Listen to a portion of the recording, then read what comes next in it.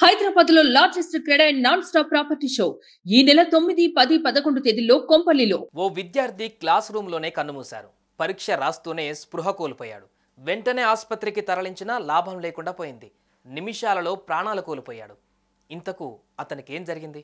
Exam హాల్లో సడన్గా మృతి చెందడానికి కారణమేంటి?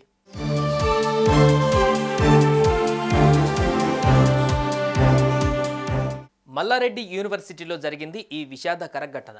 అరుణ్ కుమార్ అనే 19 ఏళ్ల విద్యార్థి మైసమ్మగూడలోని మల్లారెడ్డి యూనివర్సిటీలో బీఎస్సీ అగ్రికల్చర్ ఫస్ట్ ఇయర్ చదువుతున్నాడు.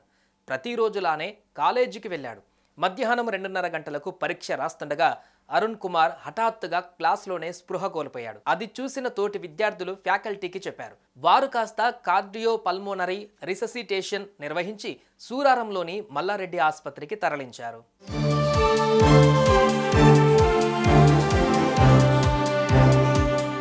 అరుణ్ను ఆసుపత్రికి తరలించగానే పరీక్షించిన వైద్యులు అతను మృతి చెందినట్లుగా గుర్తించారు.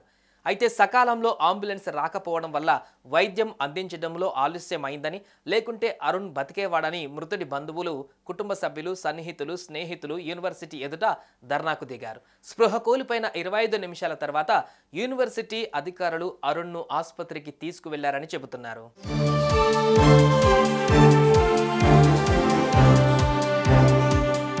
అయితే అరుణ్ ఎలా చనిపోయాడు? సడన్గా స్పృహ కోల్పోయి ఎలా మృతి చెందాడు? నిజంగా కార్డియాక్ అరెస్ట్ వల్లనే ప్రాణాలు వదిలాడా అనేది తెలియడం లేదు. కాగా ఇటీవల కాలంలో సైలెంట్ హార్ట్ అటాక్స్ కేసులు విపరీతంగా పెరుగుతున్నాయి. ఛాతీలో తీవ్రమైన నొప్పి, ఒత్తిడిగా అనిపించడం, మెడ, చేతి, అరచేతి నొప్పి రావడం, మగతగా ఉండటం, చెమటలు పట్టడం లాంటి లక్షణాలు ఏవీ కనిపించకుండానే సైలెంట్గా ప్రాణాలు తీస్తోంది. దీంతో అరుణ్కు కూడా ఇలానే అయి ఉంటుందని అనుమానిస్తున్నారు.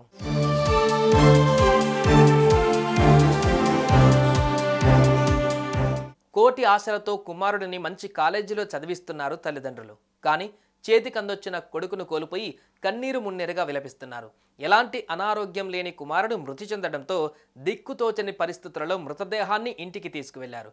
ఇలాంటి పరిస్థితి ఎవరికీ రాకూడదంటూ బోరుమన్నారు.